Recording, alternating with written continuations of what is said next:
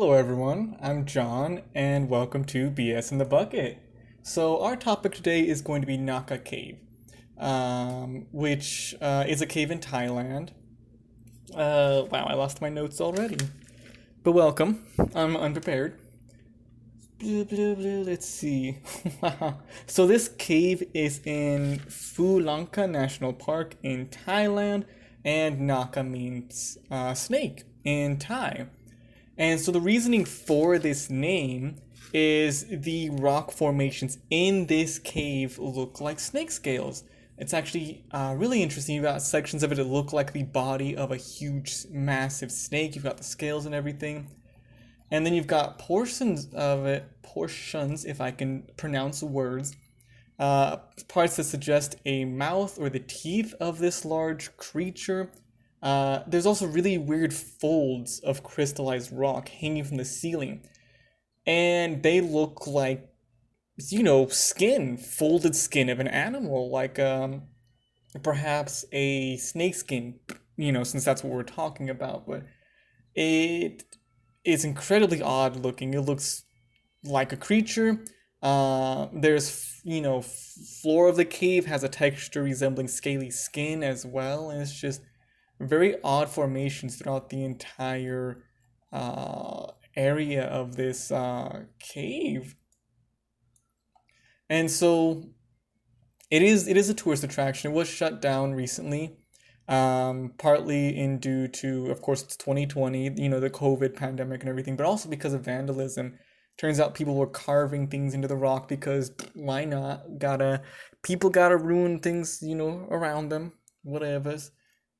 But they got rid of the vandalism and whatnot. They, fixed whatever they could. But as far as I'm aware, it's not currently reopened yet because there is still the pandemic and everything going on. But the folklore behind this is really interesting. It basically deals with legend says it was created after a Naga princess was cursed for falling in love with a human prince. And now in Buddhist lore, Naga are half human, half serpent beings that live in the underworld. And on occasion, they take human form. Typically, they are supposed to be guardians of the water. So, we're going to go over this whole story. So, it's story time. It's a little bit lengthy. I'm going to try and paraphrase things a bit. I've got the whole thing up here in my documents and whatnot. And yeah, we've got a Naga. We'll start from the beginning. That's probably gonna work best instead of me skipping through my notes trying to give like little tidbits and whatnot on here. But very interesting. Like look up pictures of this formation because it looks like organic snake bits, which I'm just like fascinated by. It's incredible. So our story starts with forgive me for the pronunciation because there's a lot of languages out there. I'm not so good with pronunciation and whatnot. So this is Thai. But we start with a Prince Fahoong, who's a tall, strong, and handsome. Very like typical, like this is the prince of your dreams, the whole story deal. And every man in this kingdom is proud to call him his friend. All the girls love him. There's a twinkling in his deep blue eyes. Like, this is descriptive. Like, he's an attractive male. But, he's a very lonely guy. Of course, he has all the riches in the world. He's royalty, all that great stuff. Whatever he wants, it's his, but he can't find his true love. So, what's the point of having all this money and whatnot? And one day, while he's being depressed and lonely, he decides, like, hey, I'm just gonna wander along the woods, along the shores of Kong Long Lake, and he hears a girl singing in the distance. Now, he doesn't know this song, he doesn't recognize it, but her voice is, like, perfection. But the words are very sad and melancholy. He's like, hey, this is what I've been searching for. I need that. And he runs in the direction of the voice. Doesn't even doesn't even stop to think about what he's doing. It's just like, yes, we're going wherever that human person is. But he can't find her. And the singing's done by now. It's all finished up. And he's just like, well, what's going on? And as he's getting ready to leave because he can't find this person he's searching for, He hears a girl softly crying somewhere, and he knows that this has to be the one who is singing, But he sees a flash of red and green, um, just behind a tree, and he runs towards that because, like, I need to know this person. Again, he's just very infatuated already just by this song and everything. But again, he can't find her. Instead, though, he finds a snake skin, and he picks this up, and it's the most strange pattern he's ever seen. It's nothing like he's ever seen before. It's colored a bright red. Half of it's bright red, the other half is green. And it's just a very unique bit of snakeskin just laying here on the forest floor. And he's confused by this. He's like, well, what does this mean?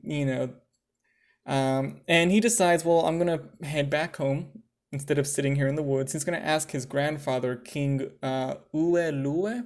Again, I'm probably saying this completely awfully.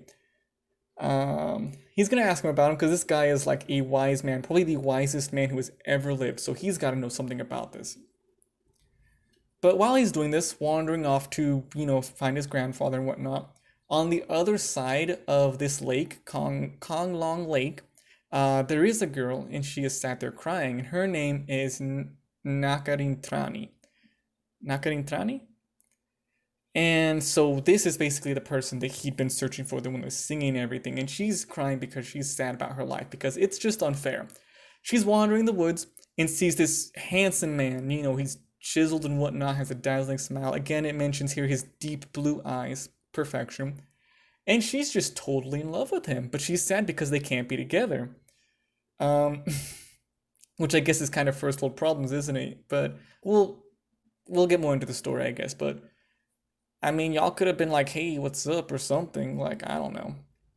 But she has a secret. She is a Nagi. A Nagi is a female Naga. So again, half snake, half person type deal. I guess that's why they can't be together. But I mean, I don't really think you can really be in love with somebody just by looking at them running through the woods trying to find you, you know. But whatever, however things work for them. Her family, Nakarintrani's family, comes from the enchanted underworld of Patala Loka. And it's a place filled with gold and silver and rubies that are bigger than a man's hand. These things are massive. And her father was lord of the Naka, Naka meaning snake in Thai. And the gods had tasked him with looking after all of these riches. He's the gatekeeper, just kind of watching these things. And these are left behind by the souls of men who had died too early in battle. I guess if you die too soon, he gets all of your money, which kind of sucks, but I mean, I guess you're dead. What are you going to do with it at this point? And so, over many centuries, the Naka people have built a splendid city above the ground. And they live in places and houses just like people do. And they all know the law. They've got their own courthouses and everything written on their parchment, whatever.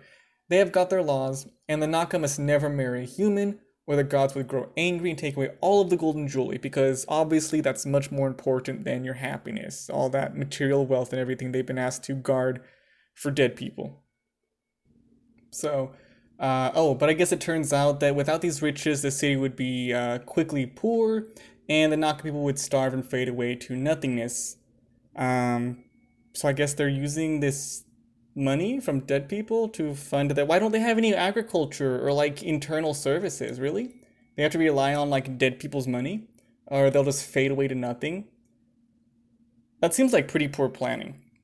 But I mean, whatever works for you. So, because of this law, whatever, it's pretty awful and everything, but Nakarintrani has a plan. She's gonna go into the woods and find this guy again. I guess he's gonna be wandering around again, you never know. And she's going to reveal her secret and tell him that she is in love with him. She doesn't know anything about him, doesn't know his name, what he's like, his music taste, any of that. Who cares? Not important. He has deep blue eyes. They've mentioned it a couple times now in this story already. That's all that matters. And if he feels the same about her, which we know that he does, because he's talking to his grandfather about this cool snakeskin that he found, then they'd run away to a distant kingdom where nobody knew who she was, where nobody cares that she's a Nagi. So she thinks like, yes, this is a good plan, and rushes back to her room to pack up her possessions. Wow, she's just getting right into it. I mean, yeah, whatever works. She's pretty confident. She's really excited though. Uh, what? There seems to be a gap in here. Hold on. Her plan works better than she could have ever dreamed. She's gone back to the forest, and after just a short wait, she meets him again. And he's even more handsome than she remembers. And he wasn't just an ordinary man. Of course, he is a prince. He is Prince Fahoong, right? Yes, Prince Fahoong. Absolutely gorgeous man. Let's see. And she's kind of scared to tell him her secret. Like, hey, I'm a snake lady, by the way. Just so you know. But he first tells her that his love is steadfast and true. And he couldn't help but be in love with her for the rest of his life. Again, personality means nothing. If you just see a beautiful person running around in the woods singing or crying, that's all that you need. Perfection. And after telling her this, like he's like, hey, I don't care that you're a snake lady, or I don't know if she's told him just yet, but whatever. They share their first kiss, and while they kiss, a tiger creeps up behind them and leaps at her. Wow. That's reminded me, because I can't keep a straight thought, unfortunately. There's also paintings in this cave in Thailand. And there's one specifically of a blue tiger that's running past a couple people. I don't know if it's relative. And these paintings in the cave have not been dated yet, which is interesting. But anyway, this tiger has his teeth inches from her throat. And Prince Fahoong unleashes his sword and strikes at its foot. And so the tiger runs off like, holy crap, man, that sucked. Why did you do that? And Nakarintrani asks the prince, why did you not slay the beast but only injure its leg? Like, hey man, that thing was gonna kill me and you just stabbed it in the foot? And he's like, you know what? I cannot bear to harm another living creature, no matter how dangerous it might appear. Your life was in danger, but I can't hurt this thing. So I'm gonna, I mean, it worked out, which is pretty cool, thankfully. I'm sure the story would not be as magical otherwise. And so after she hears this, she knows that her instincts had been right, that he is a good man. So the very next moment, he takes her by the hand and gazes at her again with his deep blue eyes. Gotta keep mentioning that. And he asks her to marry him, And of course, they kiss, and she's like, yes, that is absolutely what is going to happen. A few days later, the prince is pacing nervously outside the doors of his grandfather's private room, which is in the heart of the royal palace at Rattapa Nakhhon. And yesterday, he told this guy, like, hey, I've met the love of my life, I proposed marriage, and she's the daughter of the Lord of Naka. Oh, so he got right to it, like, hey, by the way, snake lady. And the king dispatched a rider to the Naka kingdom to request that they travel to the royal palace for a very important matter. Oh. So they're both inside the room right now discussing the future behind closed doors. And just when Prince Fahoong cannot bear this any longer, he hears his name called by one of the guards. And the king wants him in there. They need to discuss something. So he enters the room, and his heart is just like beating because he's like, holy crap, man, what is going on? And his grandfather and the Naka lord are sitting at a table sharing a glass of cha yen, spiced with herbs from the royal palace gardens. I don't know what cha yen is, but we're gonna do a quick search and figure that out. What is cha yen, ? Oh, it's Thai tea. Oh, okay. So yeah, they've got some Thai tea spiced with herbs from the garden. And he says, Fahung, the Lord Naka and I have had a long discussion, and we agree that you have our blessing to marry, but with one condition. You have to live here at the palace, but you should never... Oh, but should anyone else discover her terrible secret, they can't know she's a snake lady. You're going to be disowned. We're going to banish both of you from the kingdom. So, keep it a secret. But Fahung is just happy to hear this. He's just like, that is amazing. Absolutely not going to be a problem. And then he runs for the door. But before he can step outside, Lord Naka calls after him. And he's like, hey man, don't be in such a hurry because I have something that I need to say. And this is for the first time that Fahung realizes, like, holy crap, this guy's kind of scary, But he goes over to him, and the guy points in his face. He's like, I was not in favor of this marriage, as our laws forbid a Naga to marry a human, especially when that human is my one... What? The human is his daughter? No, the what? Especially if that Naga is his daughter. But she's young and she's in love and she knows I will not stand in the way of her happiness. Oh, that's nice, at least. But again, he reiterates if anyone finds out what she really is, he's going to seek terrible retribution on your grandfather's kingdom. Oh, dang. Why didn't his grandfather mention that? He was just like, hey, by the way, I'll disown you. But this guy's like, by the way, you can disown him. Cool, whatever. But I am going to destroy your kingdom. So disregard my words at your peril. Uh, Dang, okay.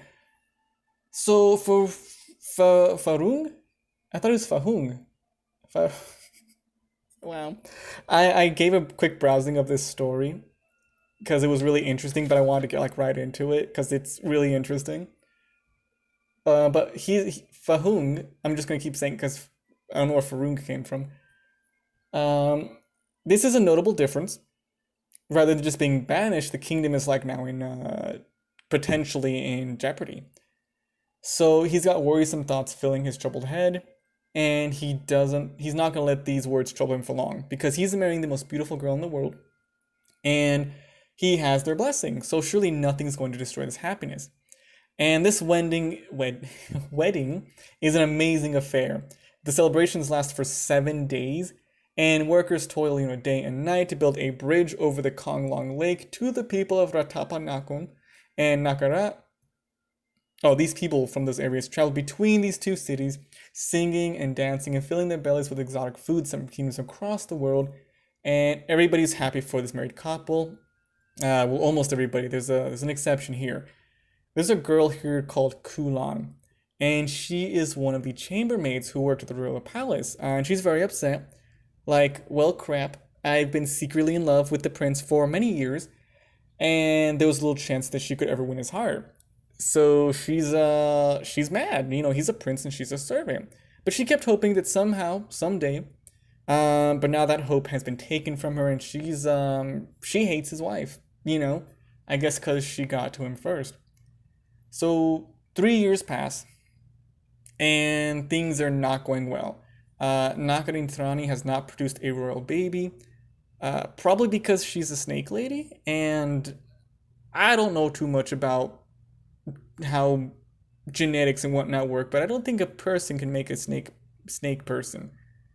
Maybe. Although I don't know how much. Anyway, so the people of Rattapa Nakhhon are displeased with her, like, hey, you gotta make that baby, but they don't know that she's a Naga. Her secret has still been well kept, so they don't understand that she can't have a child. Okay, so it does acknowledge she can't. It doesn't work. Well, she can't lay an egg, because I mean, if they can look like a normal person, she can just lay an egg, right? And the child just has to not look like a snake person, which I'm sure will be very difficult in the beginning, with small children.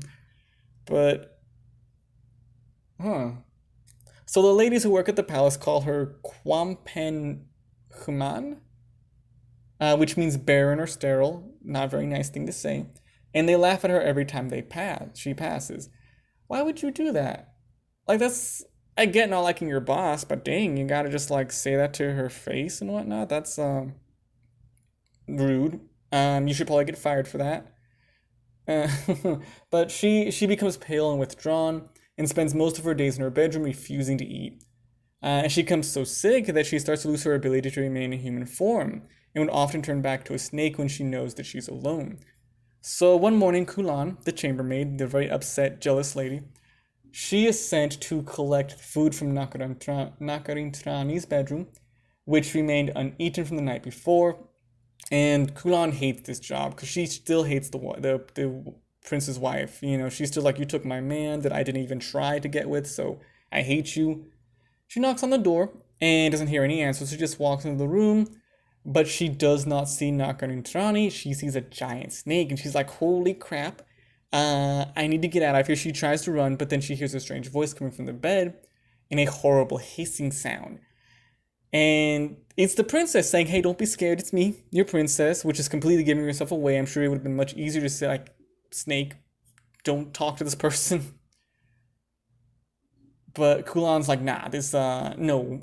Fahung's wife is a snake. She had to tell the prince because he doesn't know, obviously, why would he marry a snake? And he would have to annul the marriage and be free to marry someone else, which I'm sure Kulan is very happy about. So she runs out of there, like asking, like, "Hey, where's the prince? His wife is a snake. Somebody's got to tell him about this."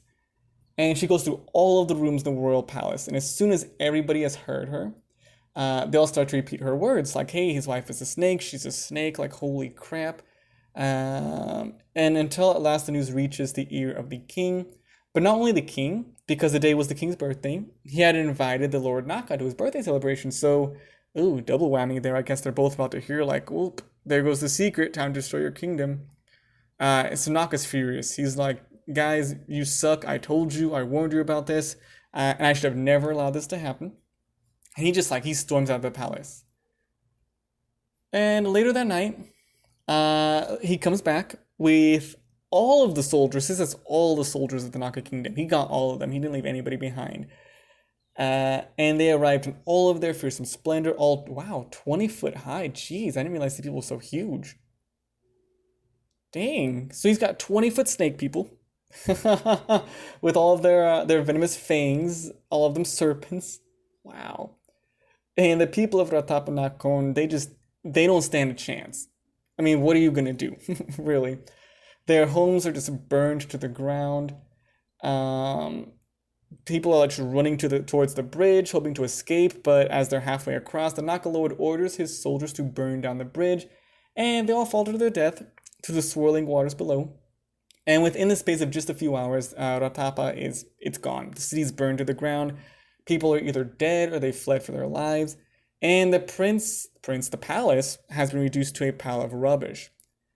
So King Ue-Lue takes one last look at the kingdom that he loved so much, and he walks slowly towards Lake Konglong, raises his eyes to the heavens, and he shouts to the gods that as Buddha is my witness, I vow never to set foot again on dry land until my beautiful kingdom is restored.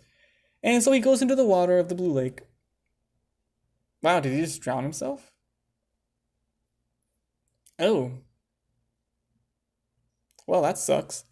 So, okay, so it basically ends with saying, long time ago, the king of Rattapa Nakhhon disappeared without a trace. Did he drown? I'm assuming if he just walked into the water, I mean, like, you know, or he may have been cursed by the enchanted gods of Patala Loka, forever fated to live under the waters of the lake until the day when his kingdom rises from the ashes of its terrible destruction. Which at this point probably is not going to happen, but you never know. But what happened to the prince and his wife? Some people say that they made it across the lake at night and went to hide in a small cave, eventually dying of grief and hunger. Wow, that's sad. But holding hands until the end. Dang, that sucks. But it says they were as much in love as the day they first met, before they knew anything about each other. And the locals, the people that survived that night, gave a name to the cave. They called it Naka, meaning snake. I'm sure, though, with all the events that have happened, they probably could have thought of a better name than just Snake Cave. Wow. And, well, there you have it. That is the legend behind the Snake Cave, the Naka Cave in Thailand. Again, I definitely recommend that you look at pictures of this place because it's amazing. It really does look like scales and everything. Now, I did see a report that said a lot of contemporary scientists believe that these scales were carved by people to resemble snakes, but I could believe that. I could. You know, there are paintings in there, so obviously people made this some kind of like special area or something, but I don't know. Looking at it, some of it's so intricate, and some of it doesn't look. Some of it's not perfect enough, I guess. If you're making like a really nice area, it just I don't know. I don't think it's actually a snake or whatever, but I just think it looks amazing. Definitely recommend to look into this. But that is so that's our topic for today. And thank you guys for listening to my awful interpretation of this amazing story. of our Prince Fahoong with the deep blue eyes, mentioned several times, and his snake lady wife, his Nagi princess wife, Nakarintrani. Nakarintrani. I have a hard time with these names, I'm sorry. But yeah, and that's why the cave is called Naka Cave, Snake Cave. All right, we'll see you in the next one. Peace.